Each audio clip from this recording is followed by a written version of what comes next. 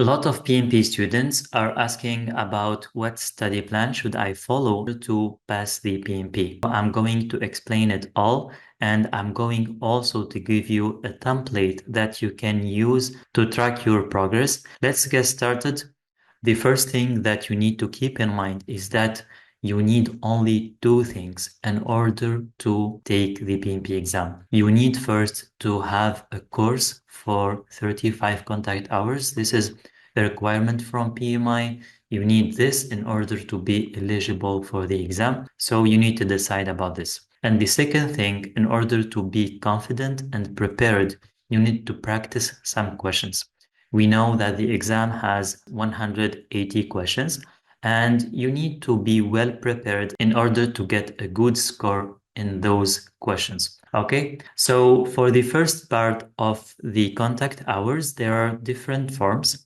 The first form that you attend an on-site class. This is the traditional way of doing the preparation. The second format is the live virtual training.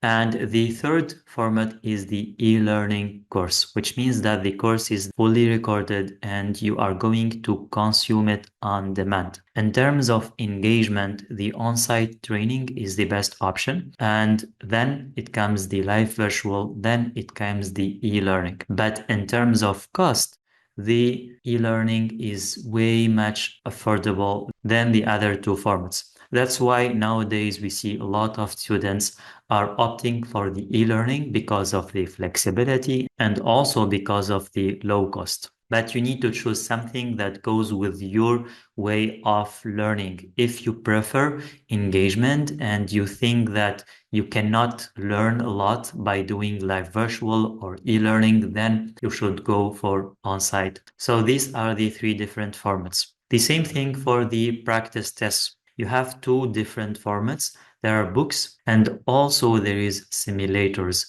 You log in into a system and you practice the questions and you find the results. So these are what you really need.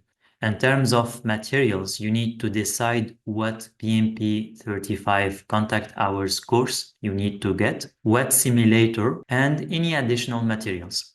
Actually, you need only these two, but some people prefer to read other materials, read the PMBAK, for example, or read additional resources. If, for example, a project manager never worked with Agile, they can read a book about Agile, for example. Nothing bad with that.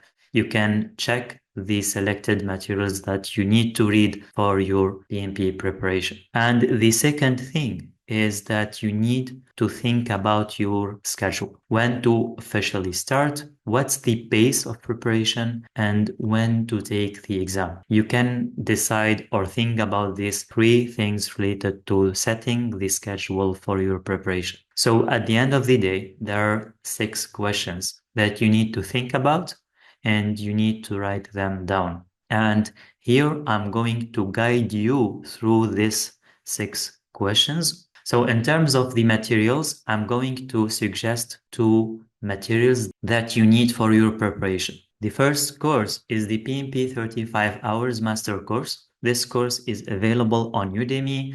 And the second course is the PMP Mock Practice Tests. It's also available on Udemy. In terms of format, this is e-learning and this is considered as a simulator. And in terms of investment, these courses are not going to cost you a lot of money. That's the minimum investment that you can do. All right, so I told you that these are the essential courses or materials that you need. I got a lot of questions afterwards. Are they enough? My answer is yes, they are enough. But you need a score of plus 65 in this practice test. This practice test includes 720 questions. It's the equivalent of 4 full mock exams. So if you are getting a score plus 65% after getting this course, it's fine. You are prepared and you can use just this course and sit for the PMP.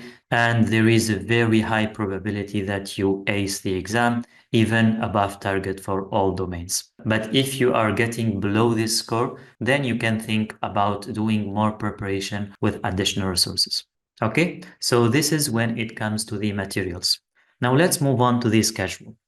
For the schedule, there are two phases. There is a discovery phase in which you think about the PMP. The PMP is just an idea, and you are just collecting idea about the PMP, what it is, what it includes, what are the scope of the certificate, is it going to benefit me or not? And once you decide about the PMP, you are going to set an official start date and you start the preparation properly until taking the exam. Therefore, you need to ask yourself, at which phase are you now? Are you in the discovery phase or are you in the preparation phase? If you are in the discovery phase, then you need to decide when I should make the decision to discard this idea or to approve the idea and set an official start date for my preparation. And if you are in the preparation phase, you need to figure out what's the deadline for the exam day. You need to make the decision that now I'm at the preparation phase and I need to take the exam by the end of January or February or June or whatever month. So you need to think this way, in which phase I am, and based on your phase, you need to decide when I should take the exam. Okay? And once you make the decision to go forward with the PMP, you need to define your pace. That's very critical in order to stay focused and reach your goal to be certified. Here, I defined three different levels for preparation. Based on my observation, I find that the normal pace is between 2 to 3 months, and some people are going through an accelerated pace and they ace the exam in less than a month.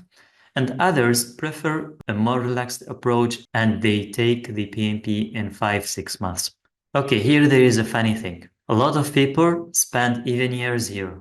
They said, I think about taking the PMP exam since 2015. I think about taking the PMP exam from 2020 and I did not move forward since then. Okay, so here if I go back, you are in the discovery phase for years. You did not make an official decision to start your preparation. That's why the discovery phase took you years, and maybe it will take you additional years because you did not decide. And here we talk about decision paralysis. When you are in the discovery phase and you don't like either to discard the idea 100% or to approve the idea for some reasons, and you stay for this phase. So nothing wrong or right, but you need to understand yourself so you don't feel bad about yourself. You know that you are in this phase and you know that maybe it's not the best time and you keep postponing, but you are comfortable with that. That's not wrong. But if you are not feeling fulfilled because you are postponing, then you need to make the decision right now. And you need right now to decide about the official start and define the pace that you stick with it for the period here. Okay, so these are the three different levels. If you opt for a relaxed pace, it means that you need to give 3 hours a week for PMP. You need to prepare for 3 hours a week minimum. If you opt for a normal, then you need to spend 7 hours per week to prepare for the PMP. And if you opt for the accelerated, you need to spare 20 hours a week. After defining the pace, you need now to commit. And you can write a piece of paper in which you write this commitment. You write, for instance, I commit to officially start my PMP preparation on, and you put the date here. I will dedicate 3 hours per week or 7 hours per week or 20 hours per week to focused study and practice. My goal is to be fully prepared and ready to sit for the exam by the end of, and you put here the month and the year. So this will help you stay focused and be clear about your timeline. Okay, let's see now in practice how you can make your own plan. I have created this template that you can click on, and once you click on the link, you get this one. You get this Google Sheet. Click on make a copy and you will get your own version of this document. You can remove here copy of PMP study plan. You can add my PMP study plan or whatever name of document. And based on your choice, you will opt for a normal pace, accelerated pace, relaxed pace, like we have already seen. The normal pace, the timeline here, 10 weeks. For the accelerated pace, it's 21 days, and the relaxed pace here, 21 weeks. You can adjust this timeline based on your preferences. For instance, if you are previewed a vacation for some months, or if you are previewed to do an accelerated preparation for certain weeks, then you can adjust the timeline here. This study plan is based on two courses like I mentioned earlier, the PMP 35 hours master course and the PMP mock tests. These are the links of the courses. Both are on Udemy. These are additional resources that you can use to help you review some key concepts like the PMP cheat sheets here and the PMP dictionary. But these are optional, like I said. The most important resources that you need for your preparation is these two. And imagine that you opted for a normal pace. In this case, you can hide these tabs. You click on here and you click on hide sheet. Also the relaxed pace here, hide sheet. This one, you click on it and hide sheet, and you only leave with this sheet, which is your official study plan. Okay, let's now focus on the content of this study plan. These are 6 weeks for the PMP 35 hours course. The first week includes the section 1 and 2, and it requires 5 hours 30 approximately, and you define when to start and when to finish. For example, this student started on 15th of November 2024 and ended these two sections on 22 November 2024. So the status here is completed. And same for the remaining sections. Like you can see here, we have 11 sections, and this is the course that I am talking about. And if you go down, you will find that here the first two sections for week 1, here another 3, 4 for week 2, and here for week 3. And we move forward with the other sections here, these 3 for week 4. And this is week 5. And for week 6, you can apply for the exam. There is a video explaining how to apply here. And you can also continue doing the questions on week 6. And then you'll start with the mock practice tests.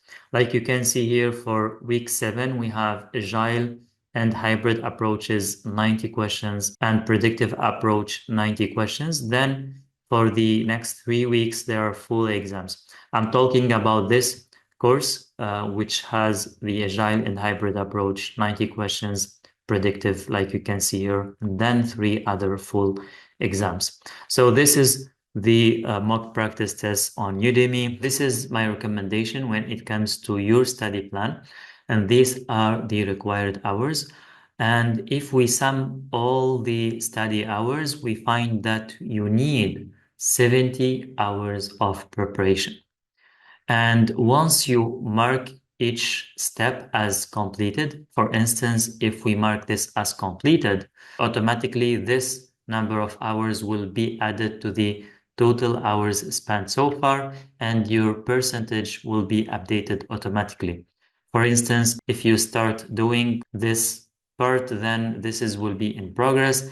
And once it's completed, you can see that it updates automatically and your current progress is 38%. Once you finish all these items, the progress will become 100%. And this is to keep an eye on your progress. The milestones, it defines your key dates. For instance, if you decide to proceed with PMP, you need to set a study start date. Here, the study start date is 15th of November. Let's assume that it is the start of taking this course.